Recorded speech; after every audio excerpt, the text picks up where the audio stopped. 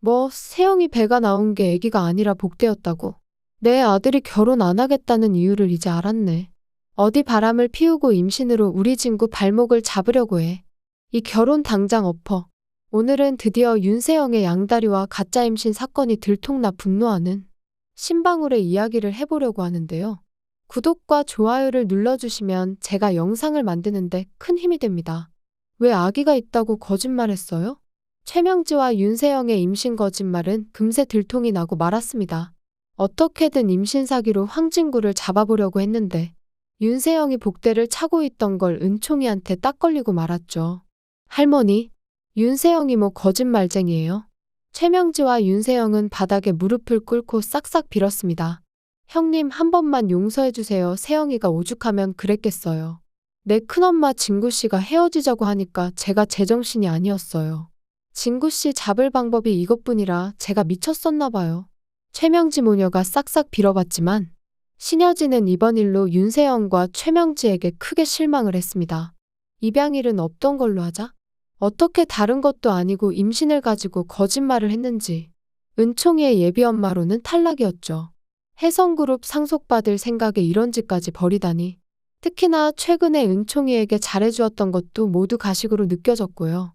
신여진과 최명진은 은총이의 입단속을 하려고 했습니다.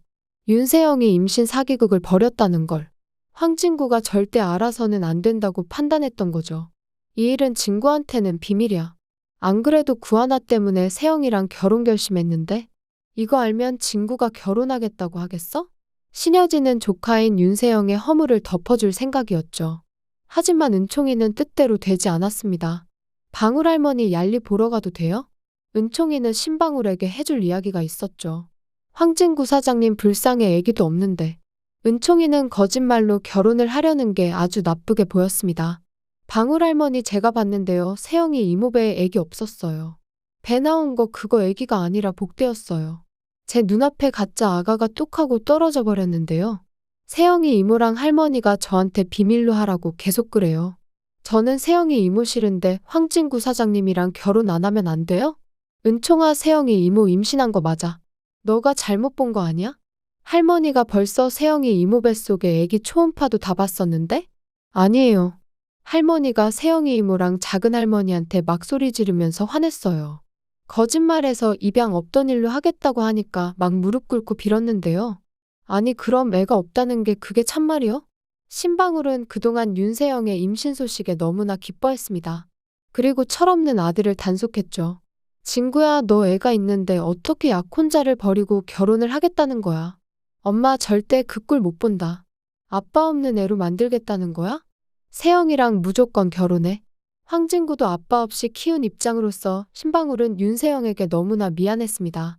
그래서 구하나가 잘못은 윤세영에게 있다는 힌트를 알려주었을 때에도 그저 황진구가 윤세영의 못난 모습까지 품어주고 하루빨리 두 사람이 결혼하기를 바라왔었죠. 하지만 임신이 가짜였다니 어이가 없는 걸 넘어서 화가 나는 지경이었습니다. 진구야, 지금 은총이가 세영이 임신이 가짜라는데 너도 이거 알고 있었어? 아니지, 네가 알았으면 나한테 말해줬겠지. 신방울은 황진구를 불러 그간 있었던 일을 추궁했습니다. 네가 파혼하자고 하니까 세영이가 널 붙잡으려고 임신 사기까지 친 모양이다. 아니 그래도 그렇지 어떻게 애를 가졌다는 거짓말을 할 수가 있어? 엄마 세영이한테 너무 실망했다. 이제 엄마가 이 결혼 말리고 싶어. 너 몰랐지? 세영이랑 원래 파혼하려고 했었잖아. 은총이 이모 말로는 세영이 쪽에서 큰 잘못을 했다는데? 엄마 숨 넘어가는 거 보기 싫으면 바른 대로 말해. 대체 세영이가 무슨 짓을 한 거야? 엄마 죄송해요. 이런 일로 속 썩여서. 세영이가 임신한 게 아니라면 이제 결혼할 필요도 없겠네요. 애초에 은총이 때문에 이 결혼 하려고 했던 건데. 엄마한테는 비밀로 하고 싶었어요. 이런 거 알려서 속상하게 해드리고 싶지 않았고요. 세영이가 바람을 폈더라고요. 뭐 세영이가 바람을 피다니. 너 지금 그거 다 알면서 결혼을 하려고 했다는 거야? 엄마 정말 속상하다. 엄마한테 말을 했어야지. 나는 그것도 모르고 너한테 그렇게 결혼을 하라고 했으니. 대체 누구랑 바람이 난 거야? 뻔뻔해도 정도가 있지. 어떻게 바람난 게 들통이 났으면서 널 붙잡으려고 임신 사기극까지 벌여? 당장 이 결혼 없자. 신 회장님이 아무리 우리 모자 은인이라고 해도 아닌 건 아닌 거야. 이걸 알고 계셨으면서 어떻게 감쪽같이 너를 속여. 신방울은 그동안 그저 인자한 어머니의 모습만 보여주었지만 이번만큼은 달랐습니다. 회장님 어떻게 그러실 수가 있어요. 진구랑 제가 회장님한테 받은 은혜 100번 1000번 갚아야 되지만 그래도 저희 진구 속이시는 건 아니죠. 회장님은 다 알고 계셨다면서요. 세영이 가짜 임신한 거. 아니 가짜 임신도 모자라 다른 남자랑 바람까지 폈다는데 회장님 이것도 알고 계셨습니까? 진구 저한테는 하나뿐인 귀한 아들이에요. 세영이랑 결혼해서 은총이 입양하라 하셨을 때도 회장님이 그러라고 하셨으면 그래야지 했습니다. 그런데 은총이 입양 때문에 있지도 않은 애로 우리 진구 발목 잡아서 결혼시키는 건 아니죠. 진구가 배신당한 여자랑 믿음 하나 없는 채로 평생 살아야 합니까? 이 결혼 절대 못합니다. 제 눈에 흙이 들어가도 안 됩니다. 사부인 정말 죄송합니다. 신여진은 입이 2개여도 할 말이 없을 터였습니다. 곁에 있는 사람이 하나둘 다 신여진을 떠나고 이제 신여진의 곁에는 최명지와 윤세영 뿐이었죠. 이들이 사실은 자기 딸을 죽인 원수라는 것도 모른 채 신여진은 자신을 생각해주는 사람을 다 떠나보내고 곁에는 이간질을 하는 간신배 최명지 모녀만 남겨두었다니 이게 모두 신여진의 업보겠죠. 신여진은 윤세영의 임신 사기극도 감싸주려 했지만 심지어 바람까지 피고 다녔다는 건 또 처음 듣는 소리였습니다. 아니 어떻게 바람필 남자가 없어서 구지석 본부장이랑 바람을 피운답니까? 미국에서부터 만났다는데 신혼집 옆에다 떡하니 이사까지 와서 둘이 만났답니다. 제가 정말 마음 같아서는 세영이 뺨을 올려붙여도 시원찮은데 회장님 봐서 조용히 인연 끊고 싶습니다. 다신 진구랑 세영이 엮이는 일 없도록 해주세요. 신방울이 파혼 선언을 하고 떠났지만 신여진은 더 큰 충격을 받았습니다. 세영이가 만나는 남자가 구지석 본부장이라고. 그 건방진 구지석? 뭘 믿고 까부나 했더니 리처드함 말고도 믿는 구석이 있었네. 그간 구지석에게 정보를 계속해서 퍼다나른 스파이의 정체가 드러나는 순간이었죠. 그래 다 리처드함이 배후에 있었다고 생각했었는데 사실은 내부 스파이가 있었던 거야. 그간 어떻게 번번이 정보를 알고 협박을 해왔나 했는데 윤세영 짓이었어. 그간 내가 베푼 은혜도 모르고 어떻게 이렇게 뒤통수 칠 생각을 했는지.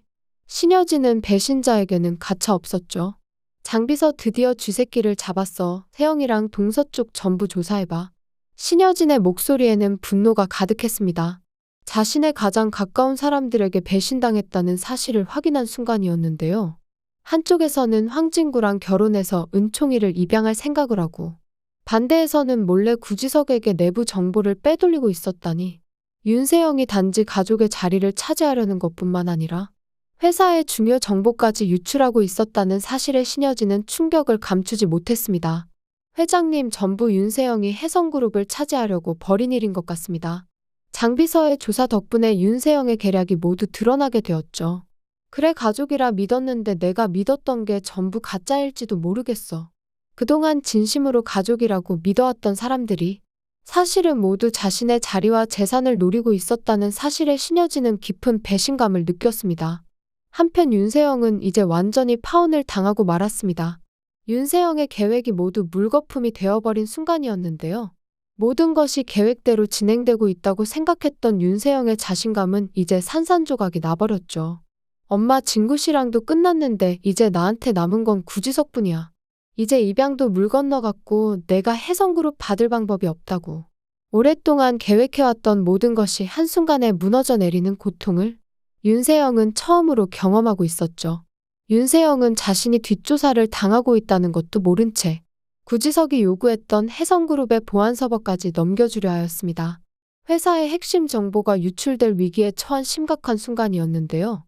윤세영의 경솔한 행동이 혜성그룹 전체를 위험에 빠뜨릴 수 있는 중대한 사태였죠. 그런데 여기서 윤세영이 믿고 있던 최 이사는 사실 최명지의 오른팔이었습니다. 최명지는 그동안 최 이사를 통하여 수십억 원에 달하는 혜성그룹의 비자금을 빼돌려왔는데 그동안 신여진의 신뢰를 등에 업고 엄청난 금액을 횡령해온 사실이 밝혀졌죠. 덜미가 콱 잡히고 말았습니다.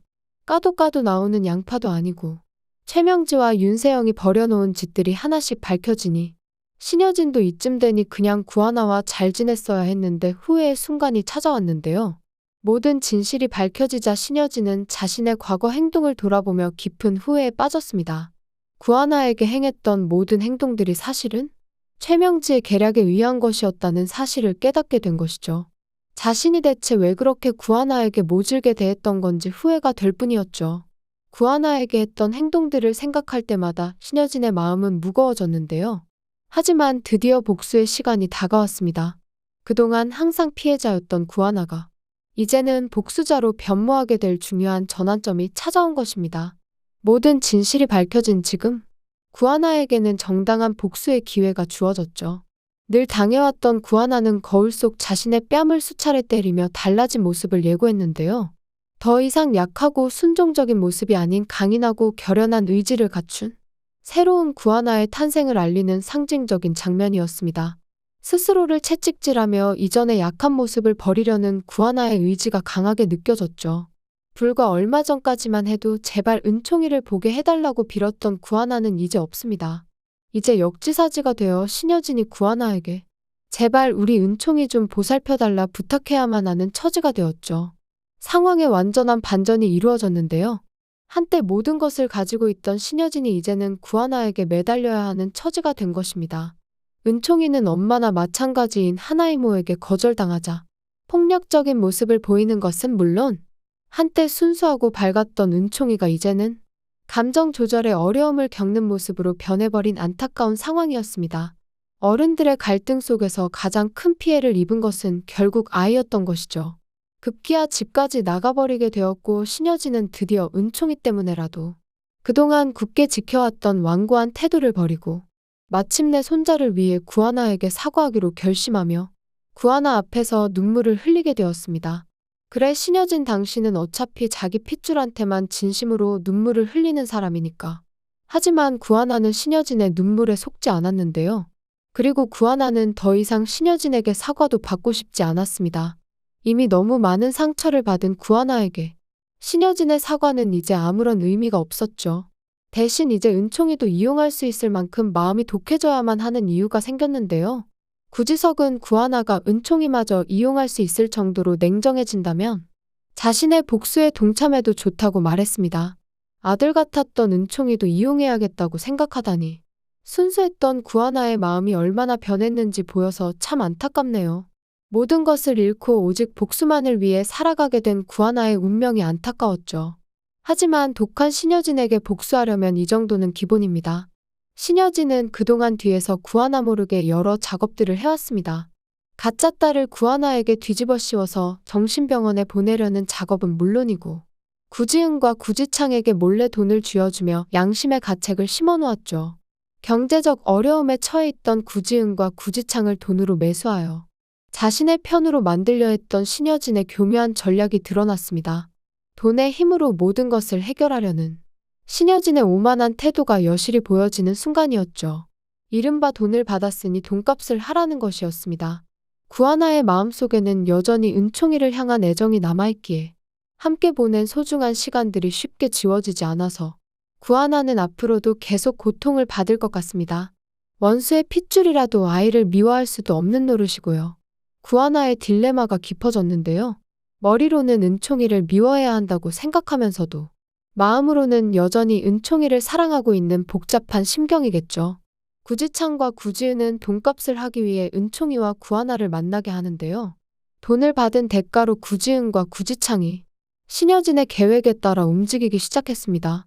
돈이라는 유혹 앞에서 가족의 의리마저 저버리게 된 구지은과 구지창의 모습이 안타까웠죠. 구하나는 신여진의 계획에 이용당해주는 척 하기로 결심했습니다. 신여진 회장님 계약하시죠. 구하나는 역으로 자신이 은총이를 돌봐주겠다며 계약을 제안했습니다. 회장님 원하시는 대로 은총이 제가 돌보겠습니다. 구하나는 이제 복수를 위해 은총이를 볼모로 잡으려고 하는데요. 하지만 순수한 아이를 복수의 도구로 이용하려는 구하나의 계획은 위험천만했습니다. 결국엔 구하나가 상처받는 결과를 낳게 될 것 같은 느낌이 드는 것은 왜일까요? 이러다가 복수라는 목표에 집착하게 되면서 구하나마저 점점 신여진을 닮아가는 것은 아닌지 우려스럽네요. 마음이 따뜻하고 선한 구하나가 과연 은총이를 이용할 수나 있을는지, 연좌제도 아니고 아이가 무슨 죄가 있는지 윤리적인 질문이 제기되었는데요. 죄 없는 아이를 어른들의 갈등에 끌어들이는 것이 과연 옳은 일인지에 대한 근본적인 질문이 던져졌습니다. 은총이가 고통스러워하는 건 보기가 힘든데 말이에요. 하지만 결국에 상처받을지라도 구하나는 이 복수에 인생을 걸기로 했습니다. 다시 돌아온 구하나의 단발머리가 그 결심을 말해주는 것 같죠. 복수를 위해 돌아온 구하나가 이 집에서 밝혀내야 하는 두 가지 이야기가 있습니다. 첫째는 유진이가 썼던 레이스 모자이고, 둘째는 신여진의 침대 밑에 고이 붙어있는 부적인데요. 흑화하는 데까지 참 오래 걸린 만큼 구하나가 앞으로 어떤 모습을 보여줄지 참 기대가 됩니다. 오랜 시간에 걸쳐 서서히 변화해온 구하나가 앞으로 어떤 방식으로 복수를 실행해 나갈지 신데렐라 게임 시원한 복수를 기다리면서 리뷰 마치겠습니다. 구독과 좋아요를 눌러주시면 제가 영상을 만드는데 큰 힘이 됩니다. 시청해주셔서 감사합니다.